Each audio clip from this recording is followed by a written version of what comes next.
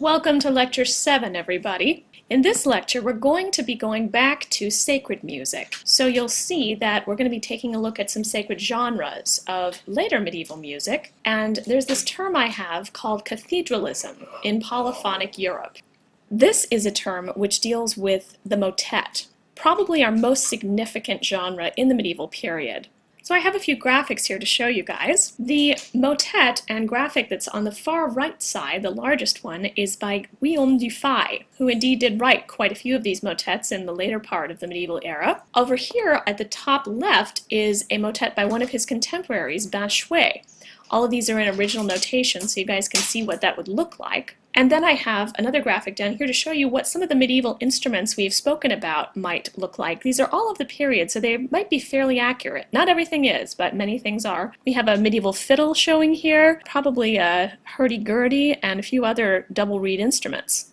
The motet is probably our most significant genre because it's one which grows and changes throughout the period. We tend to think of it as something that is sacred. However, you'll find that this genre changes and becomes secular as well. It has a very different definition in this time period than it will in later periods of music history. So keep that in mind. The medieval motet is a very different animal than the Renaissance motet. Also, I wanted to point out in the Dufay graphic that I have here, you might notice that the notes here are different colors. Some of them are black and some of them are red. And that actually has to do with how the medievals kept time or mensuration in their music. So the red notes and the black notes were counted differently, either by duple or triple meter. Very interesting. And we will look at some more pieces that use that as well. The Notre Dame School of Polyphony in Paris was responsible for many wonderful innovations of polyphonic music, as we already know. These innovations all included use of the rhythmic modes as well as use of polyphonic, or many, voices. The three big sacred genres that they were responsible for included the clausula, the conductus, and the motet. And we'll discuss each one of these in turn. First of all, let's talk about the conductus. This is a genre which is developing around the same time as the other two, the clausula and the motet. Conductus, as you might be aware, is Latin for to lead. That's actually where we get our modern-day term conductor. This is originally a song that was tenuously connected with the liturgy. It may have been used in liturgical dramas. It was a three-voiced polyphonic piece with a metrical text, generally on a sacred, but it could also be a secular theme. As the name implies, we think that conductus had to do with a procession in some way. We normally find conductus which are religious or sacred in nature. There are the few odd secular ones. But unlike anything else we have seen so far, what's really unique about the conductus is that it does not borrow from any previously existing material, such as chant. Unlike the rest of sacred music we have looked at so far, that's pretty unusual. This is therefore the only newly composed piece that we have in Western music history at this point. Eventually the conductus falls out of favor and the motet takes on the more serious and interesting texts, as well as biblical allegories and images. So an example of a conductus that I encourage you to look at and listen to is in your non-texts on page 95. And if you take a look at the text together, as we did in the last lecture, let's do that again. You'll notice that in this case, all three voices are singing the same text, which is fairly standard for choral practice today, but is not always in this period. So we have a text that says, "Hail, Virgin of Virgins, shrine of the Word made flesh, who for man's salvation drips milk and honey. You bore the Lord, you were a rush basket for Moses. Oh, from your rays the sun goes forth, and the star brings forth a fountain of light." And this is unsigned, so it was very likely written by someone of the clergy. Very beautiful poetry, which actually sounds quite a bit like the Song of Songs, if any of you are familiar with that text from the Bible. It is a strophic piece. You'll notice it is in a triple meter, and there's actually quite a bit of decoration that's going on in the upper two voices. These, for example, triplet rhythms that occur over and over again. That tells us that voices were getting more virtuosic at this time and were able to sing lines that were more difficult. This probably, again, would have been sung in a liturgical drama at some point, very likely in a procession, perhaps the very beginning of it. The clausula, on the other hand, is another type of the pieces that Leonin and Petronian composed, and the term clausula literally means clause or point in Latin. So it was a way of elaborating and closing off uninteresting organum. A clausula is pretty much discant organum, except that it has a finite ending or close to it. So it has what we would call a cadence in our modern terminology. However, they didn't really use that word in the medieval period. So to create a clausula, Leonin or Perotin would check out a plain chant, they would take the notes, and they would rhythmicize it as the tenor line. And then they would simply add another newly composed voice on top of this. On the next slide, we'll take a look at a couple of these. Now, let's attack the clausula. A few terms for you guys to be aware of. Clausula was also referred to as discant clausula, and that only is a title that is referring to the type of organum that it was. It used discant organum, not florid. So it was sometimes called discant clausula. Another term that was used to describe clausula as well was substitute clausula. And this actually has more to do with function as opposed to style, such as discant clausula. This simply meant that a composer had taken a new chant line, as I said in the previous slide, added rhythm to it, and then added a newly composed line on top of that.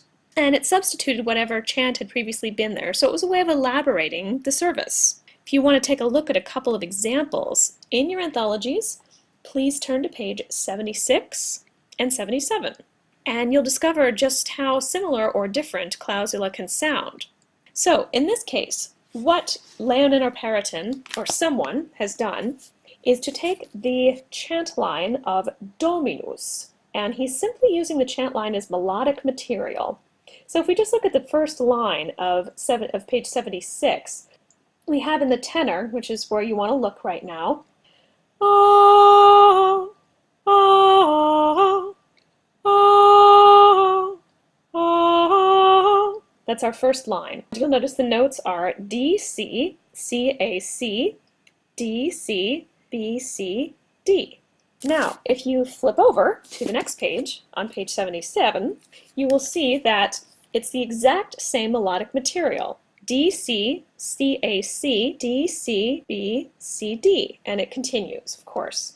But I want you to be sure to listen to both of these clausulas. These are two different clausulas, which use, of course, the same melodic material in the tenor line, but have completely different rhythms, which have been chosen by the composer, and of course a completely different upper line as well, newly composed.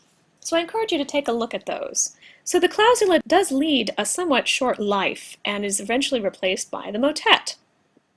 The motet, like any other genre, developed slowly and over a length of time. It originally started out as discant clausula. The only difference is that in a motet, that newly composed upper voice has also been newly texted.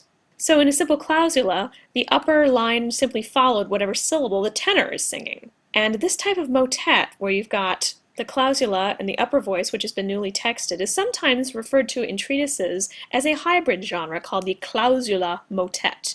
The anthology that we're looking at only refers to them as motets, but a good example is on page 98. And again, I would expect you to listen to this so that you can hear what it sounds like, but let's take a look at that. This is called Factum est salutare. This is actually the same Dominus chant material that we looked at in the previous two clausulae, and the upper line in this case has been newly texted. And it happens to be a sacred text in this case. Salvation was made known in the sight of the people by King Caesar, the world is defined. The maker of all, the king, is born to save that which has perished. Therefore Lazarus, after 3 days, now appear. So this would be considered a sacred motet, which is how the motet really begins. So do take a look and a listen to those things that I mentioned.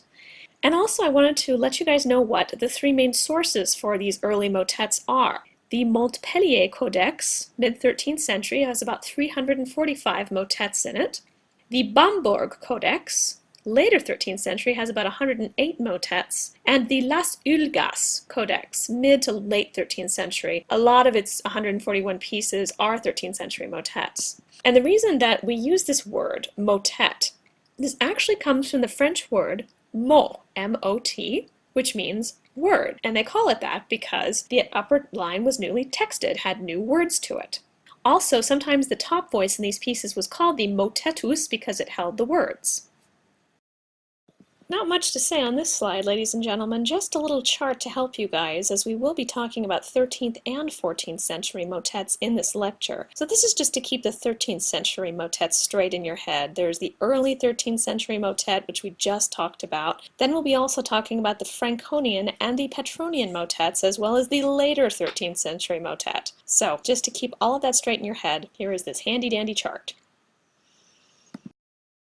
In the very early stages of the motet, the only thing that really differentiates it from a clausula is that newly texted upper line. The newly texted line, as I said in the previous slide, is usually sacred in subject matter, and in case of the clausula, if someone just wanted to add text to the already existing upper line, to do so would be called contrafactum technique. Contra meaning against and factum meaning to make. So you would make new text for that upper line.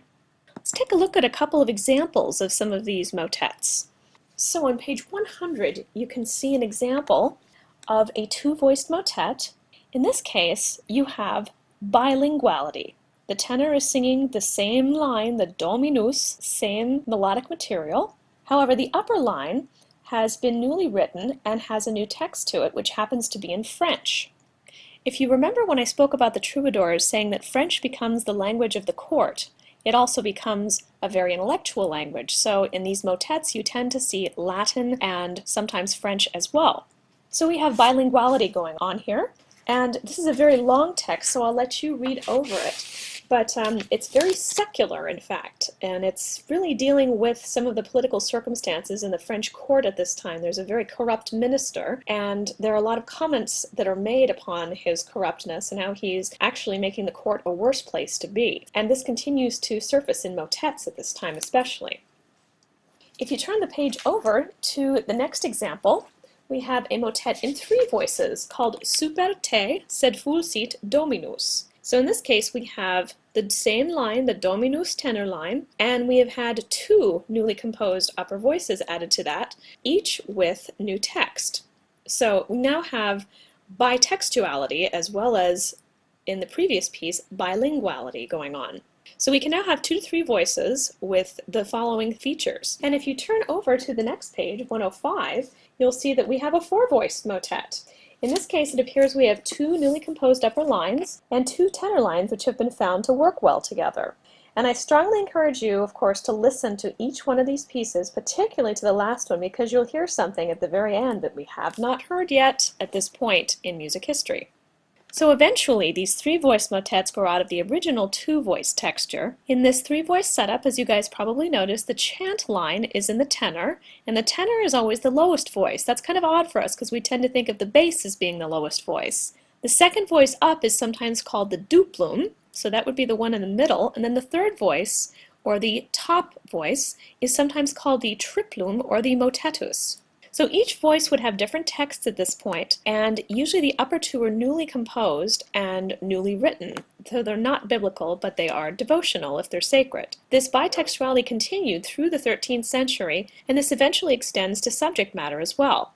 For example, the top voice might be singing a secular text, while the middle voice might be sacred, and the tenor, of course, is always sacred because it's taken from chant.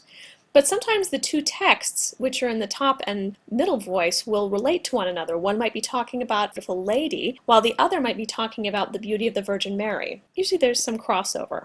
As the century goes on, we start to see bilinguality, as I mentioned. Top voice might be in French, while the lower voice might be in Latin. Through the year 1275, all tenors for which we have surviving motets are drawn from the Magnus Liber Organi, and after that, many composers start to take the chants from Kyrie chants, and even secular songs and dances, and oh my goodness, this is a big deal at this time. Lots of people don't like it. When tenor lines begin to be drawn from these sources, there's a lot of controversy in the church for the next 100 years. And we're not entirely sure what the performance venue was for these secular tenor motets. They didn't belong to a specific rite, but they could have been performed, for example, at court.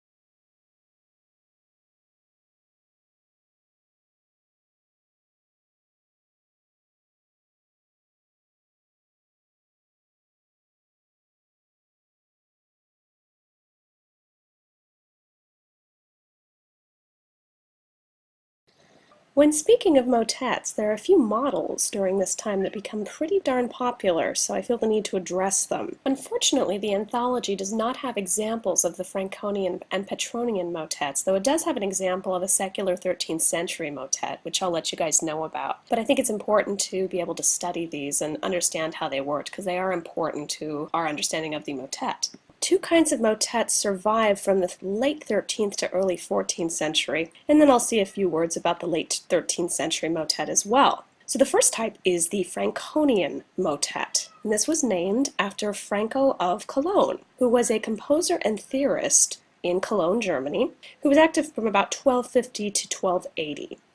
Not all of these motets that we've found and named Franconian motets were actually composed by Franco himself. However, they follow his style, so we've decided to call them Franconian motets.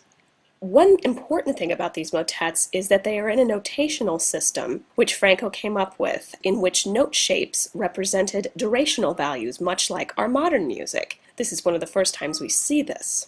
Franco also clarified rules of consonance and dissonance. And in his writings, consonances equal the octave, the unison, and the fifth, while dissonances are now the fourth, third, and sixth. So this is slightly different than an organum, but you'll see that things change more and more as time goes on. The distinguishing feature of this type of motet was that it had a tenor line, which was taken from plain chant, and notated in strict rhythmic values, such as dotted quarters or quarter eighth, etc. This was accompanied by an extremely fast-moving top voice with a very long text, which met the amount of notes that it had, and a middle voice which moved in essentially the same note values as the top voice, but had usually a shorter text, so there were more melismas. The upper voices would have contained not only different texts, but possibly different languages as well, such as Latin or French. So the new features of this motet are the clarification of dissonances, the two different languages and voices that we've been discussing. We have faster rhythmic values than we've had before, and the tenor is in a specific rhythm, which is normally repeated, and of course the notes are taken from chant. Franconian motets can be found in the Montpellier Codex, which is from the mid-13th century. This was found, in fact, in the ruins of an old medical school, then given to the hospital and finally to the library. It's kind of an interesting story of how that came into being. Most motets inside of this codex are anonymous, but we believe that many of them may have been written by, or at least in the style of Franco of Cologne. On to the Petronian motet, which was named for Petrus de Cruce, 1270 to 1300, another important musician of the time. And we see that the Petronian motet appears in the later 13th century. This included further stratification between high and low voices. The highest voice in a Petronian motet is extremely ornate, much more so than in the Franconian motet. And usually rhythmic indications that are there are quite arbitrary, so you'll often see quintuplets and things like that. Performance practice grouped those in fives, but we would have in fact swung them in the actual time period, much like jazz. The middle voice moves in slightly slower values, and the tenor is very different than in a Franconian motet. It almost returns to an organal state of being held in very long note values. In these motets, we have pillars of harmonic stability, which basically revolve around three chords, one, something that's like four, and then one again, usually. In between these pillars of stability, there is an interweaving motion between the voices. Earlier motets do not have these moments of harmonic stability that we see in the Franconian and Petronian motets. We also have written musica ficta, so written accidentals in these pieces. Generally, they create major chords in some way. Composers begin to take these liberties of writing the musica ficta in themselves. And as compared with the Franconian motets, Petronian motets are generally longer. These pieces are being extended, and composers are wanting to create more music. What composers are really grappling with at this time is the idea of musical organization. They cannot find it in a pre-existing secular form, really. So towards the end of the 13th century, these motets do become a bit secular in nature. Composers start to explore that aspect of them. An example of that, if you want to look at it in your anthologies, is on page 109, by our friend Adam de la Halle, who wrote that rondeau we looked at with the trouvères. And this piece is called De ma dame vient, Dieu comme pourra omnes. And it's given those three names because those are the first lines of each of the voices. That's how they named motets in this time. So if you want to take a look at one of these secular motets, this is a good example of that. Another thing that begins to happen is composers wanting to make pieces longer decide to somehow repeat the tenor line because that's their main musical material. And so they come up with a unifying musical device, which we call isorhythm, and which I'll explain more in the next set of slides.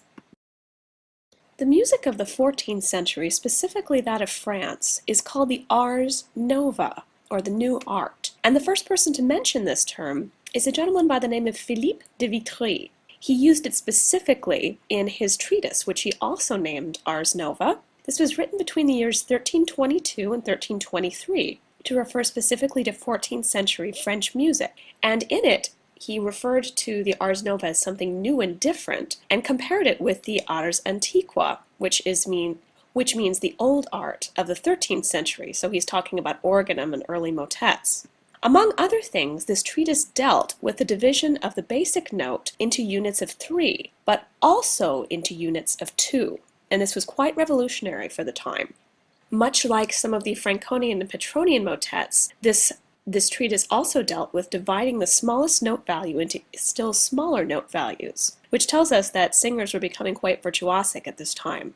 The reason for the addiction to triple meter during this time period is of course still the connection to the Trinity, which is of course the Western Christian designation for the belief in the Christian Church.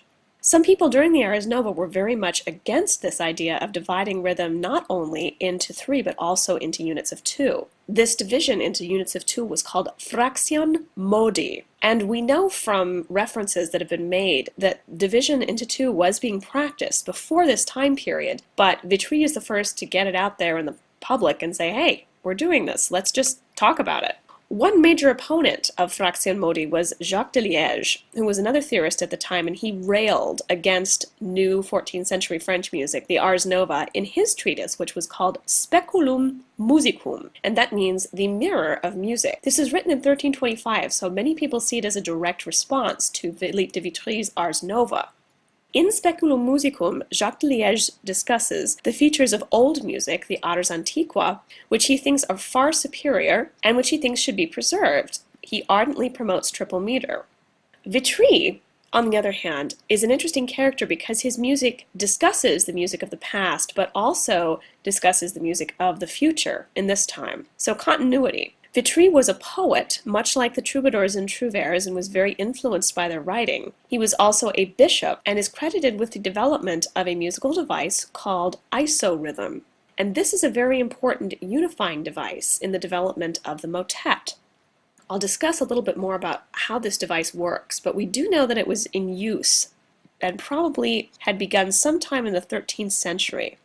What would occur is that a composer would take a tenor chant line and he would decide that he wanted to repeat that line in order to make a piece longer and more elaborate. So he would do this by repeating the tenor line in a specific way, which isorhythm is, and compose other voices around that repeat of the tenor line. And what's interesting in composition at this point, ladies and gentlemen, is that by now we have lost the connection between the tenor line and the liturgical use of the chant material in the tenor line. So composers are now beginning to use only the basic idea of chant to come up with a new structure in music. When we discuss the device of isorhythm, there are two important terms to understand, and these are both in Latin. The color, which is the repeating pitch patterns that are used in the tenor line, and then the thalea, which is the repeating rhythmic pattern used in the tenor line. And these two elements can either work together or independently of one another, as you'll see in the example we'll look at together. Isorhythm is almost always found in the tenor line, since we believe that in many cases this was the foundation or structure of the motet. You might remember the term cathedralism that I used. The term cathedralism is applied to motets nowadays because they were thought to be constructed much like cathedrals, with a foundation and then several columns and filigree at the top. However, isorhythm could also be applied in smaller units to other lines of motets or pieces. Some of Vitry's isorhythmic motets can be found in a collection called the Roman de Fauvel, the Book of Fauvel. This is an illuminated manuscript of a narrative poem that deals with the adventures of a donkey whose name is Fauvel. If you look at his name, there are 6 letters. This is actually an anagram for 6 of the 7 deadly sins, and they are all in French, so flatterie, avarice, some others as well. This is meant to represent that Fauvel is in fact a very bad influence. This narrative poem makes fun of the laxness of the clergy and the abuse of political power at the French court. There was a very corrupt minister whose name was Marigny, and he was influencing the king in a lot of matters of state, and many people were very unhappy with him. Eventually he was exiled for a lot of his bad influence. Vitry's texts make fun of Marigny and Fauvel as well. Fauvel is in fact basically an allegory for this corrupt minister, Marigny. Fauvel goes around and everyone wants to be in his good graces, so they curry him or brush him. And you may have heard the phrase, to curry favor. That comes from to curry Fauvel or to brush Fauvel. So if you've ever heard that phrase. Vitry's texts are very political in nature, from one voice to the other, so it makes sense that his works would have been included in this particular collection. There are about 35 musical works in the Roman de Fauvel. Many are monophonic pieces, and at least 5 are isorhythmic motets that were written by Vitry. So let's take a look at one of these. In your anthologies, on page 121, you can find the motet In arboris tuba sacra fide virgo sum. And let's look at this together. You can find this in your CD collection as well. It's CD 2, track 10. And I would encourage you to just take a look at some things before we even look at the music. The tenor line is going to be one of the most important lines when we're looking for isorhythm, so let's focus on that a little bit first. You'll notice that we have the phrase here, virgo sum, tenor. Nigre notule sunt imperfecte e rube sunt perfecte. So what the heck is that? Virgo sum is the original chant line that this was taken from the material for the tenor. And then this business about nigre notes blah blah blah, what this means, translated, is that black notes are imperfect and red notes are perfect. And again, that's another bit of a mystery. In the original manuscript, this would have been notated in both black and red ink. And what this means for our purposes is that black notes were imperfect, meaning that they were counted in units of 2. And red notes were perfect, which means they were counted in units of 3. This particular edition has been constructed to represent that, but in the original you would have seen black and red notation. Let's start with the color, which is our repeating melodic pattern.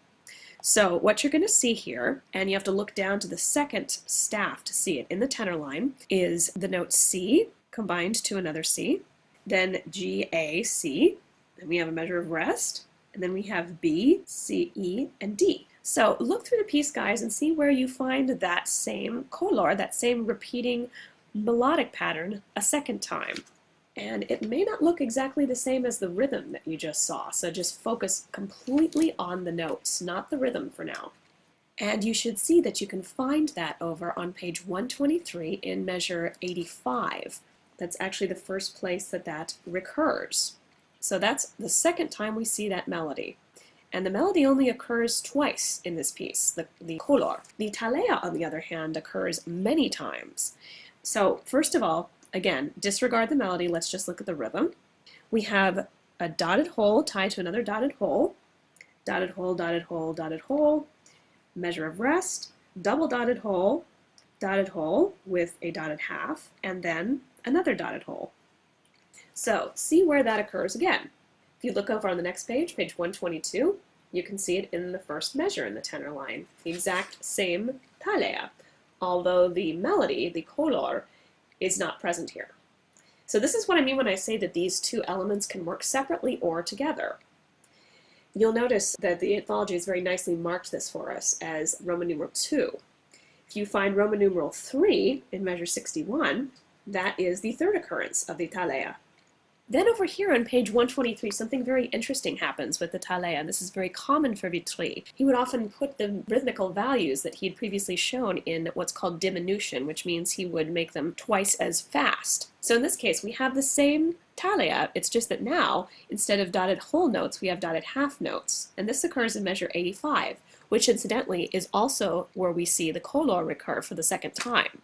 And the talea recurs 2 more times, which are nicely marked, so I'm sure you guys can find them yourselves. But I find it interesting that we have 2 color to 3 talea, so a little ratio going on there. And I'd like to point out a few things in the upper voices now. you'll find that they work very well together. And there are a couple of moments I'd just like to point out that are really interesting in terms of devices that are also used at this time. One is called a hocket.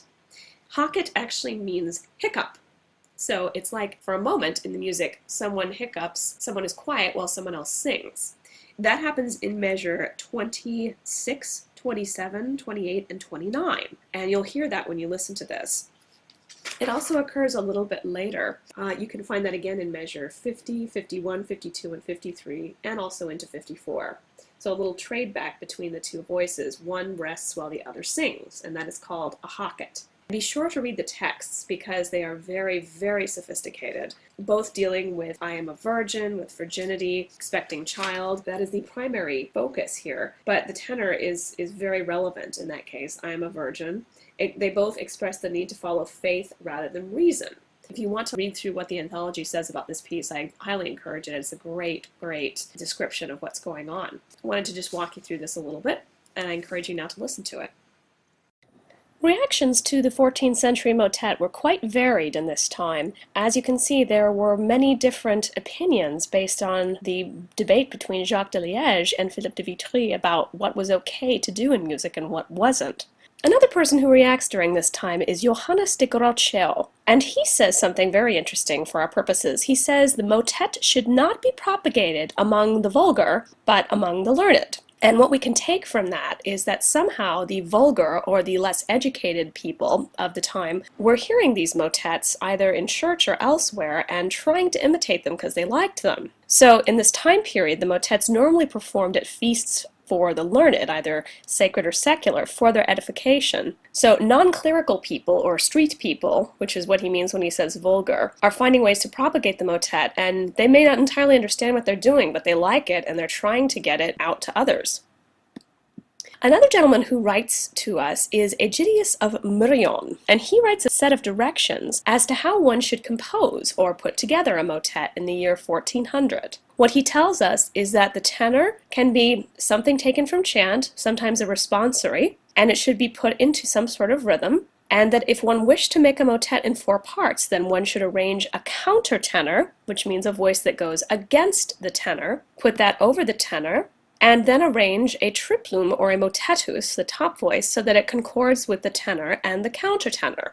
And this is important for us to know because it sounds like what Myrrion is saying is that the tenor was the voice that may have been composed first or been the most important. There are a lot of scholars who debate about this. Christopher Page wrote a very interesting article about this called Cathedralism in the motet, so might want to check that out if you're interested. But the main point of this writing is to let us know that Myrrion is not thinking with all 4 voices being composed at the same time and specific harmonies, but one voice after another. So it seems that in many cases the tenor was a key feature and the other voices were composed around it. Pope John XXII is another gentleman who lets us know what he thinks about church music at this time. And of course the motet is being used in sacred and secular venues. So he is an interesting case because he feels that adding too many things and too much elaboration to music really corrupts the original chant. And he's also concerned with the idea of music becoming too sensual. So he thinks that the chant's integrity must remain intact and too much stuff, filigree, ornamentation, decoration in the music is going to be overwhelming for people and too sensual. So John XXII says that the simpler organum of the 13th century, what Jacques de Liège called the ars antiqua, is most appropriate to the church. And he's not crazy about the more complex types of music that are found in the 14th century. And he does have the point that if you're really trying to focus on the chant, chant is very difficult to follow in the motet or even in complex organum, since it's very long and very stretched out usually, and if it's an isorhythm, also repeated in various ways.